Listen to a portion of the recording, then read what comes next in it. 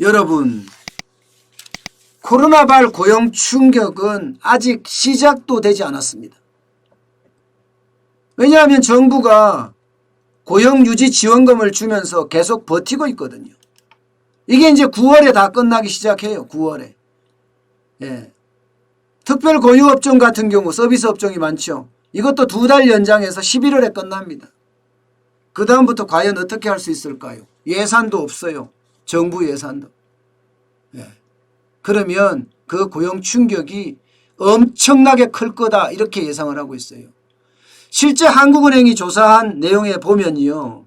이게 고용이 수요 측면에서도 부서지고 공급 측면에서도 부서진다는 이야기예요.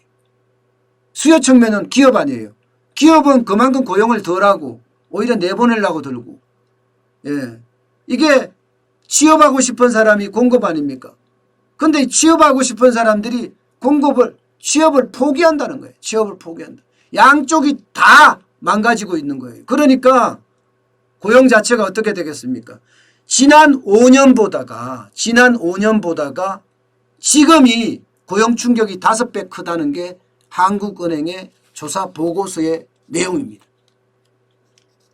그만큼 지금 심각하다는 거죠. 실제로 말입니다.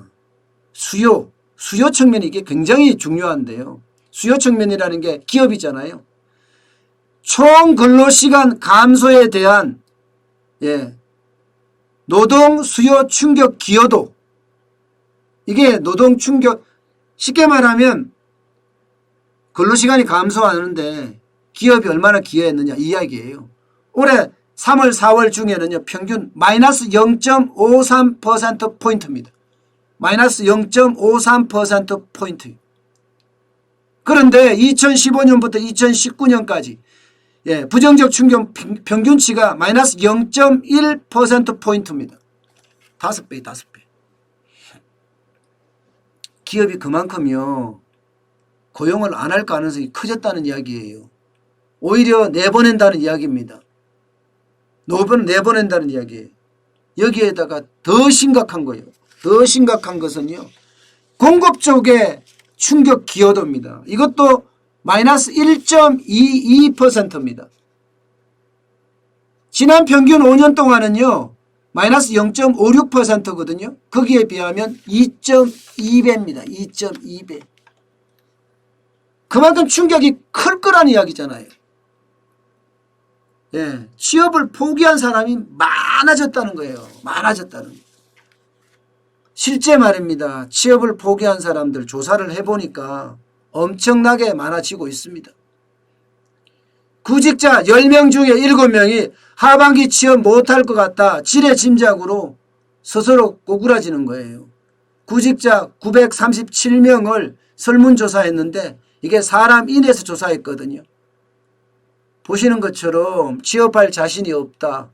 이게 71.2%입니다. 71.2%.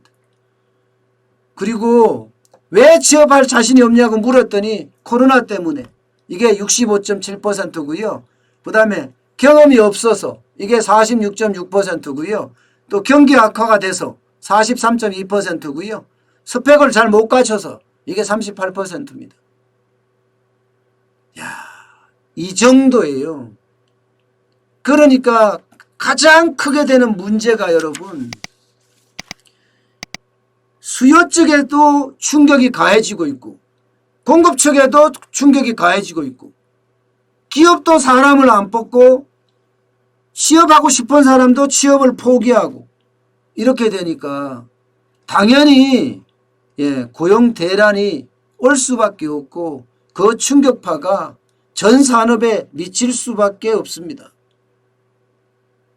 지금 저는 문재인 정부가 이렇게 요소 속속들이 알아서 좀 빠른 대처가 일어나야 된다고 생각을 해요.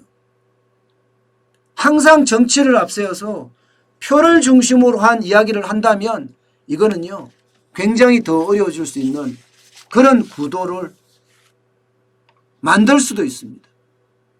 저는 핵심 자체가 빠른 시간 내에 서두는 일입니다. 그래야지 우리 경제가 극단적 위기를 벗어날 수도 있지 않을까 저는 그렇게 생각합니다.